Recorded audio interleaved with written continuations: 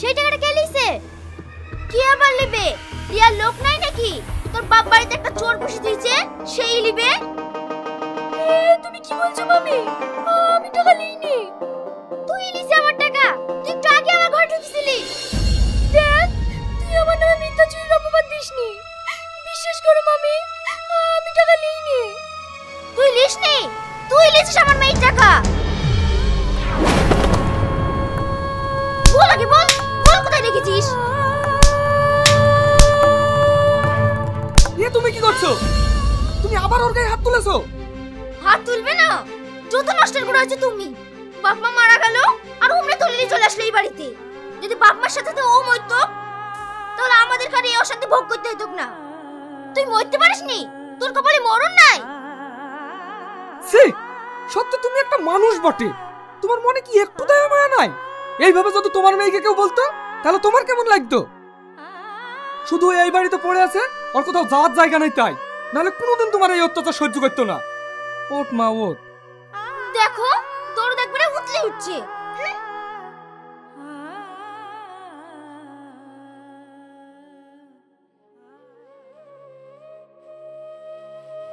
তুই আমাকে ক্ষমা করে দিস মা।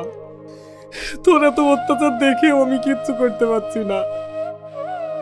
কি বলছো মামা? আসলে আমার কপালটাই পোড়া গো। জন্মের পর বাবা মাকে হারিয়েছি। আমার কপালে তুই লাঠি চাটি খাওয়াই লেগে আছে। আমি কিছু মনে করিনি মামা, আমি কিছু মনে করিনি। কাঁদিস নি মা, দেখবে আল্লাহ তোর কপালে একদিন অনেক সুখ দেবে। তোকে একটা কথা বলবো মা? হ্যাঁ মামা বলো। আমার সাথে একটা ছেলে কাজ করে। ছেলেটা বোবা, কিন্তু ও অনেক ভালো। তুই ওকে বিয়ে করবি মা? তাহলে আমি ওর সাথে কথা বলে দেখব। তুই যদি ওকে মানিয়ে নিতে পারিস, তাহলে তুই অনেক সুখী হবি। রোজ রোজ তোকে এইভাবে তো লাথি ঝাঁটা খেতে হবে না। তুমি যেটা ভালো বোঝো মামা, সেটাই করো। এর থেকে ভালো কিছু আমার কপালে লেখা নেই মামা।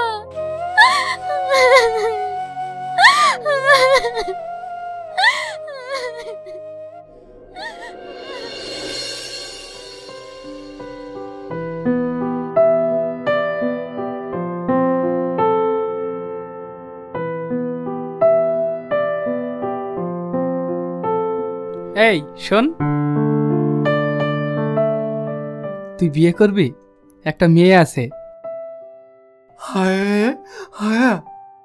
হ্যাঁ করবে। তুই বিয়ে করবি?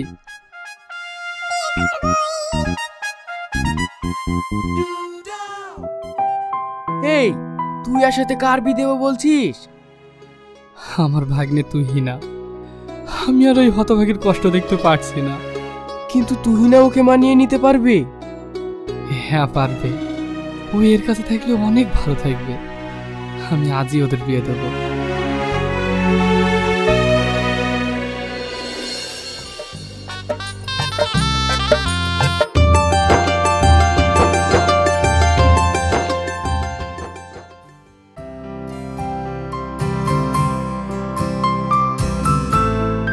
কি ব্যাপার? আমাদেরকে না জানি তোমার ভাগ্নির বিয়ে দিয়ে দিলা? হ্যাঁ, তোমাদের বুকের পানি নামানোর জন্য আর ওই হতভাগীর একটু সুখের জন্য ওর আমি বিয়ে দিয়ে দিলাম। এইবার তো তোমরা খুশি? ঢং দেখি আর বাঁচিনি।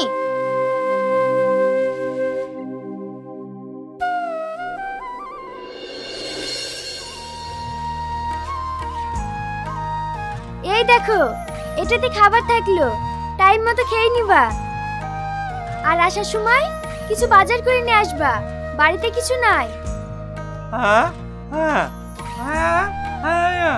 হ্যাঁ আমি খাবো, তুমি সাবধানে যাও।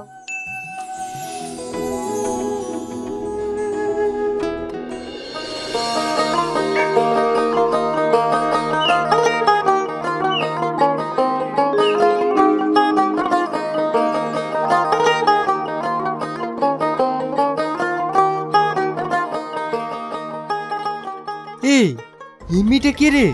কেন জানিস নে? ও হলো বোবার বউ। 1 মাস হলো ওদের বিয়ে হওয়া। বুবার সাথে এত সুন্দর মেয়ের বিয়ে কি দিল? আরে এই মেয়েটার বাপ মা কেউ নাই, ওই পাড়ে ওর খালা বাড়িতে থাকতো, তাই ওরা বুবা ধরে বিয়ে দিয়ে দিছে। শোন, আমার মাথায় একটা প্ল্যান আছে। কি প্ল্যান?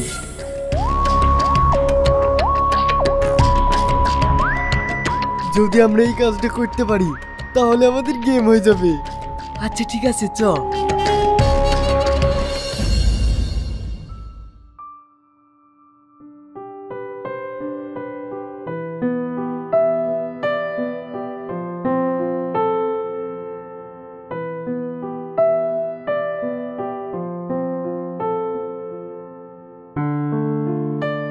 বাবা, তোর বউ তো দেখছি খুব ভালো, রোজ রোজ তোকে নানান ধরনের খাবার তৈরি করে দেয়।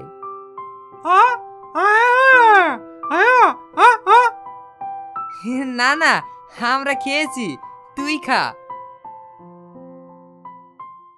তবে তোকে একটা কথা বলি শোন, যে মেয়েটা তোকে মানিয়ে নিয়েছে সেই মেয়েটাকে তুই কখনো কষ্ট দিস না।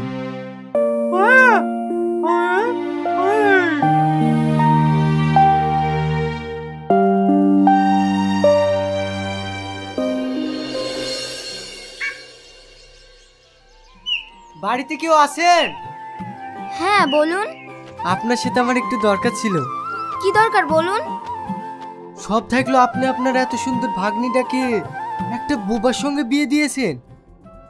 হ্যাঁ, ও ছাড়া আবার ভালো ছেলে পাবে কোথায়? কিন্তু আমরা যে একটা অন্য কথা বলছিলাম। কি কথা? এসব কথা জোরে বলা যাবে না। আচ্ছা ঠিক আছে।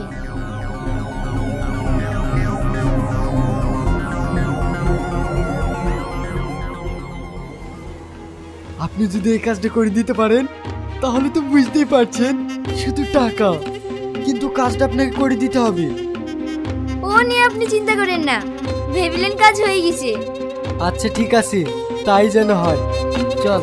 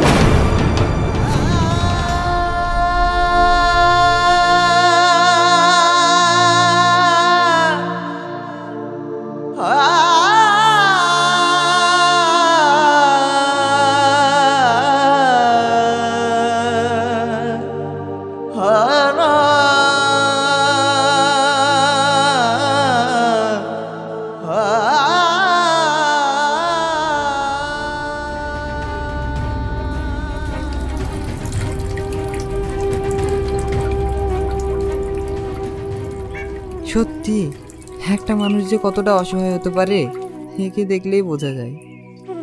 হ্যাঁ ভাই, যত রকমের কষ্ট উপরওয়ালা একেই দিয়েছে, আসলে এর কপালটাই পোড়া।